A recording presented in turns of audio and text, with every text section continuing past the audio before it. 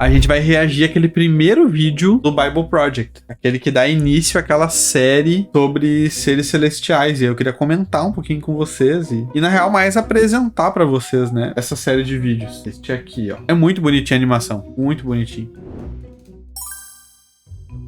Eu sou muito Bible Project lover. Sou muito fãzinho. Se você pegar a Bíblia, logo vai encontrar o personagem principal, Deus. Ele aparece na primeira frase. Ainda na primeira página, você encontra os seres humanos.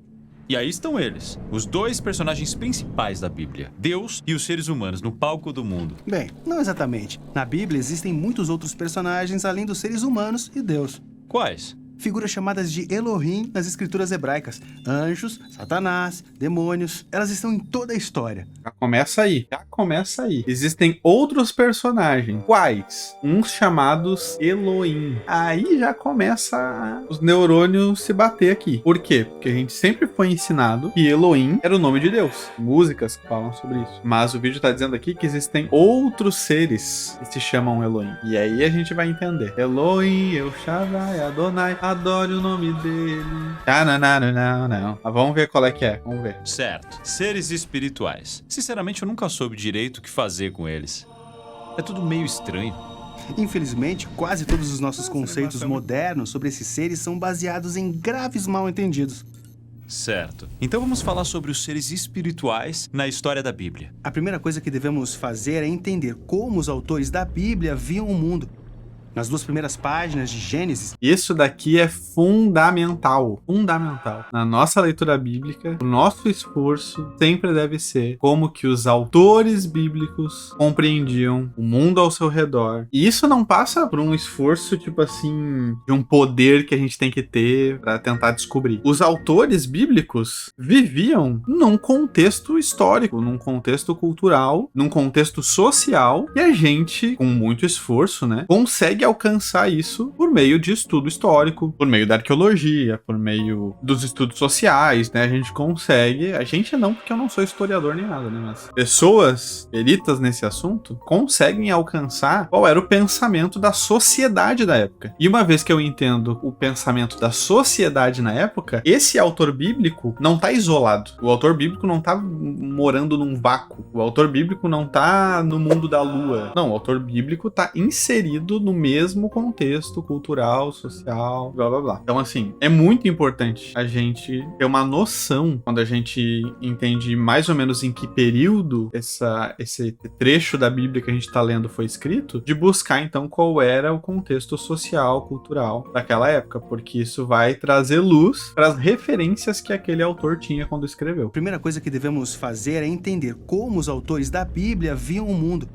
Nas 2 primeiras páginas de Gênesis, Deus traz ordem a um lugar selvagem e úmido, separando os céus acima e a terra embaixo. Certo. Essa é a terra onde vivemos. E tem também os céus acima, que eles viam como a região de Deus. Mas na Bíblia, esses espaços não são separados, eles se sobrepõem. Na verdade, o jardim do Éden é descrito por toda a Bíblia como um jardim em uma montanha alta, onde o céu e a terra são um. Legal. Então, esse é o mundo, mas ele precisa de algumas criaturas. Então, assim, né? Céu e terra. A princípio, tradicionalmente, o que se acredita existia um céu lá em cima, onde Deus habitava, aí Deus saiu desse céu para criar a terra e colocar o ser humano nessa terra, e essas coisas continuavam separadas. Deus ficava lá no céu, o homem ficava na terra, e Deus de vez em quando visitava a terra, né? Isso eu tô falando num período pré-queda, né? Tradicionalmente entendido assim, antes de Gênesis 3, né? O mundo perfeito, digamos assim. Ainda se tem essa ideia de que as coisas eram separadas, mas o que a gente entende é que o Éden, como esse lugar do deleite, a palavra, né, que já significa isso, o lugar do prazer, e o prazer que se encontra na presença de Deus, só pode ser um lugar onde Deus habitava continuamente. O Éden é sinônimo da presença de Deus. Se o jardim que ficava na terra ficava no Éden, significa que esse jardim terreno tinha uma intersecção com o lugar da habitação de Deus, que é o céu, né, o que a gente entende como céu. Ou seja, esse céu e essa terra eram uma coisa só. O Éden existe ainda? Então, existe. Se tu entende que o Éden é o lugar da presença de Deus, onde Deus está agora é o Éden. No momento que Deus desce, aquele lugar se torna o jardim, digamos assim, né? O jardim só é o jardim porque ele estava no Éden. No momento que Deus, daí por causa da queda, né, houve essa separação, o jardim deixa de ser jardim. É a presença de Deus que torna os lugares um jardim, entendeu? É porque a presença de Deus desceu aqui, ó, que nessa intersecção, o Éden acontece. Olha como era antes da intersecção. Ó como é que era a montanha. Era uma montanha qualquer. No momento que Deus mora nesse lugar, por toda a Bíblia como um jardim e uma montanha alta. Se torna um jardim. Porque o jardim já tá falando sobre uma noção religiosa que se tinha da época em relação a onde os deuses habitavam, onde os deuses viviam, como ficava essa dinâmica na época da Arca da Aliança. Então, cara,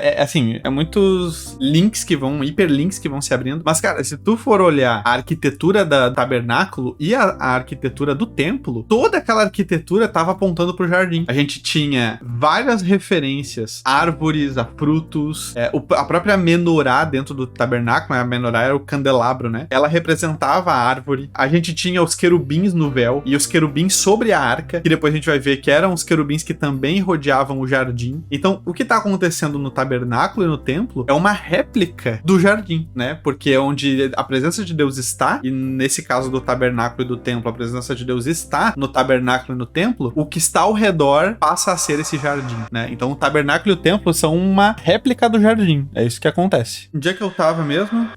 O lance do jardim e da montanha já tá fazendo uma referência a como as religiões nas antigas civilizações representavam os seus deuses e onde eles moravam. Então, vocês lembram do Olimpo na mitologia grega? Isso já é uma mitologia bem posterior à mitologia da época de Gênesis, tá? Mas é algo que se perdura. O Olimpo é um alto monte aonde os deuses habitam lá, né? O Monte do Olimpo. Então, assim, só pra vocês verem, uma mitologia bem posterior ainda ecoava aquilo que as antigas civilizações entendiam dos seus deuses, né? Que moravam nesses altos montes. Então, o Éden é esse alto monte aonde Deus mora. A diferença é que nessas outras mitologias, os deuses habitavam sozinhos nesses montes, enquanto a humanidade era desprezada, né? Ficava lá embaixo. O Deus de Israel se revela como aquele que traz a humanidade para morar junto com ele no alto do monte. Essa que é a grande diferença.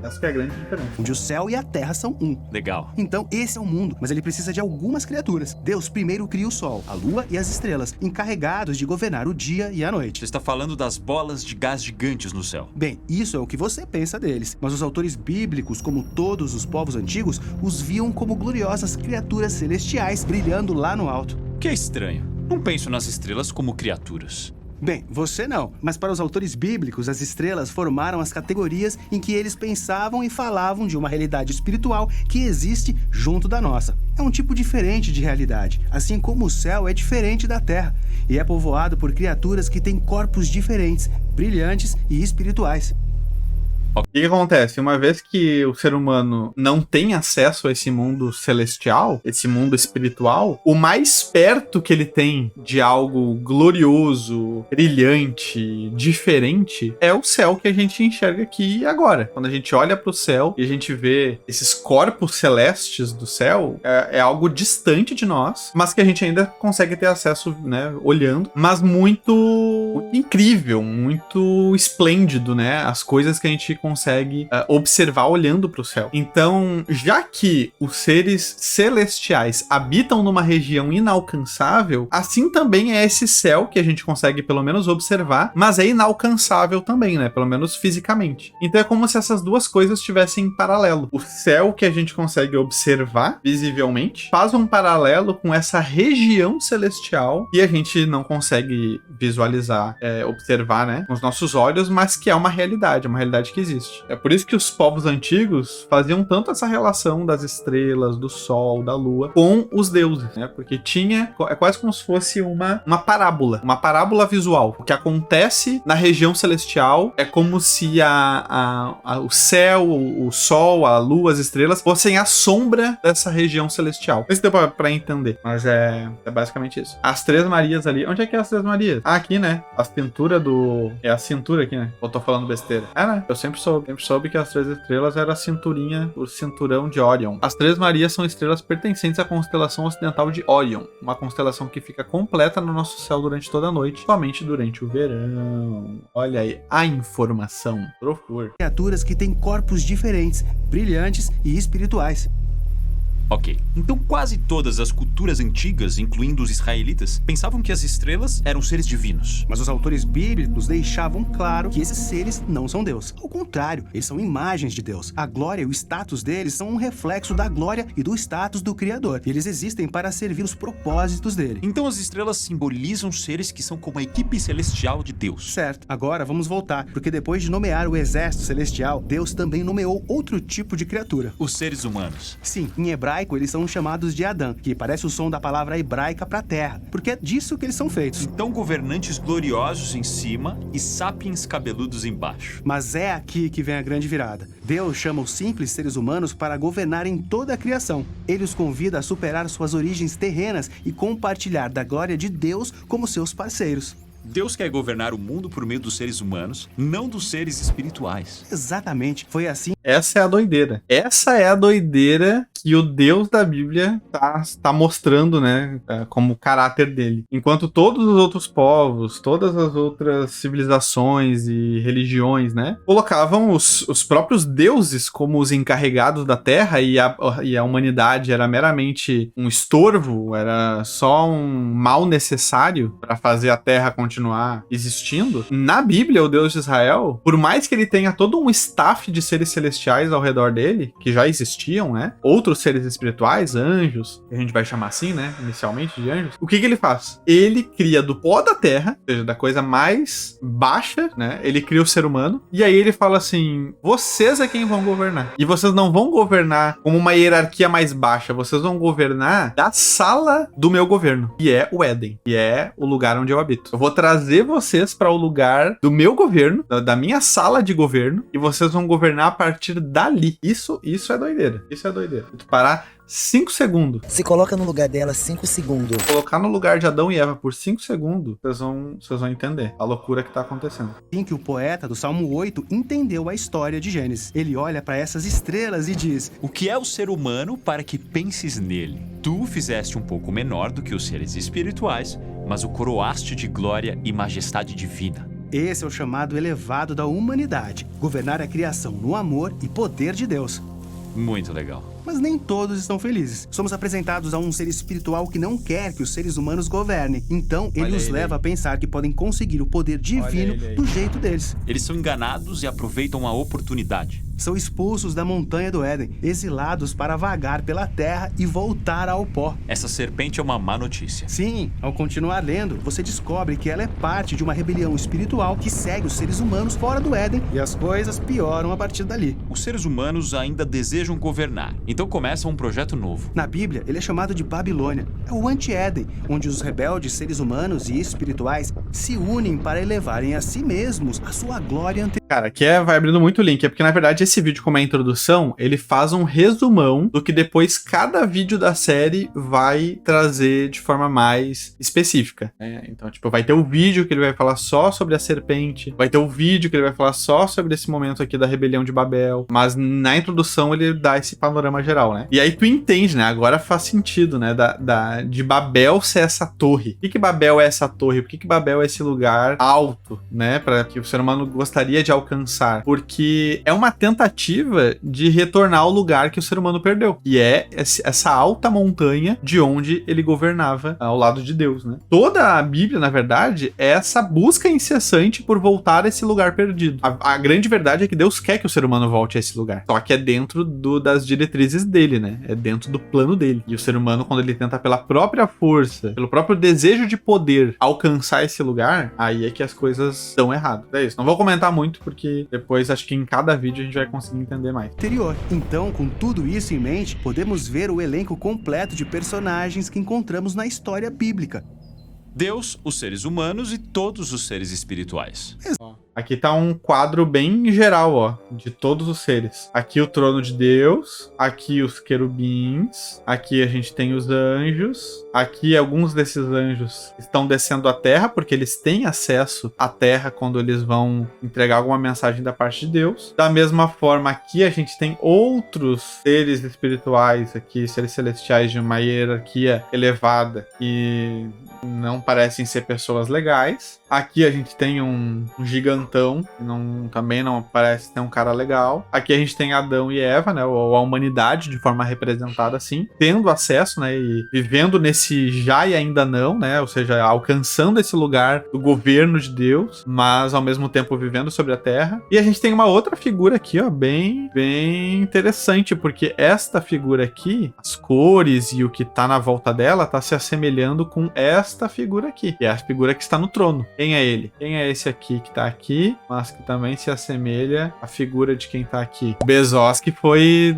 mais quente. Na verdade, o Will tá certo também, mas assim, de forma mais específica, o Bezos que acertou em cheio, o anjo do Senhor. Olhando por essa perspectiva, é muito louco que o engano do diabo em cima de algo que o ser humano já tinha acesso. Tipo assim, cara de palhaço, real. A humanidade querendo acesso a algo que já possuía. É exatamente isso. Não à toa ele enganou. Não à toa ele enganou. Que encontramos na história bíblica.